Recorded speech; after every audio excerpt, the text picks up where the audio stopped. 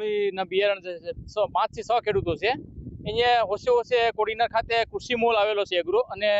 એક વાવણી એગ્રો છે તેમાંથી બિયારણની ખરીદી તો કરી વિશ્વાસે અને અહીંયા બાંહેધરી આપી કે આ સારું બિયારણ છે એમ કરીને બિયારણ તો આપી દીધું ને જીએસટી વગરના બિલ સાથે આપ્યું હતું જીએસટી વગરના બિલ આપ્યા હતા કોઈ નંબર નતો લાયસન્સ અને ખેડૂતોએ બિચારા કે વિશ્વાસે આપીને વાવણી કરી અને એ સોળીનો સમય છે 60 થી 70 દિવસમાં પાકી જાય છે જ્યારે 80 થી 90 દિવસ થયા ત્યારે પણ ખેડૂતોને ફૂલ કે ફાલ કંઈ ન આવ્યું એટલે ખેડૂતોને શંકા ગઈ એટલે અવારનવાર રજૂઆત કરી એગ્રોવાળાને તો એગ્રોવાળા કે આ દવા છાંટો ને આ દવા છાંટો ને આ મહેનત કરો પાણી પાવ ને એ રજૂઆત કરી ખેડૂતો દવા છાંટી છતાં પણ એનો કોઈ ફાલ કે ફૂલ ન આવ્યું તેમ છતાં પણ પછી એ લોકોએ અમને રજૂઆત કરી ખેડૂત આગેવાન તરીકે રજૂઆત કરી એટલે અમે બધા વિસ્તરણ અધિકારીને બધાને રજૂઆત કરી અધિકારીઓને પ્રેસ મીડિયાને તો કાલે આખી ટીમ આવી હતી ગીર સોમનાથથી ઇનાજથી ખેતીવાડી નિયામક ને બધા એ લોકોએ સર્વે કર્યું તો માલુમ પડ્યું કે આ 100% આ છે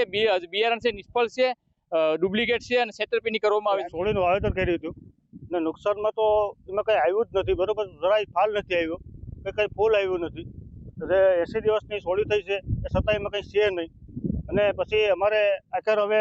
ખેડવાની ઓલું નિર્ણય કરી લીધો છે કારણ કે હવે એમાં કંઈ શું જ નથી કંઈ આવ્યું જ નથી તો કઈ રીતે અમારે એને ઊભી રાખવી એ લોકોને અમે જાણ કરી એ લોકો કે તમે રાહ જોવો થાય એમાં કંઈ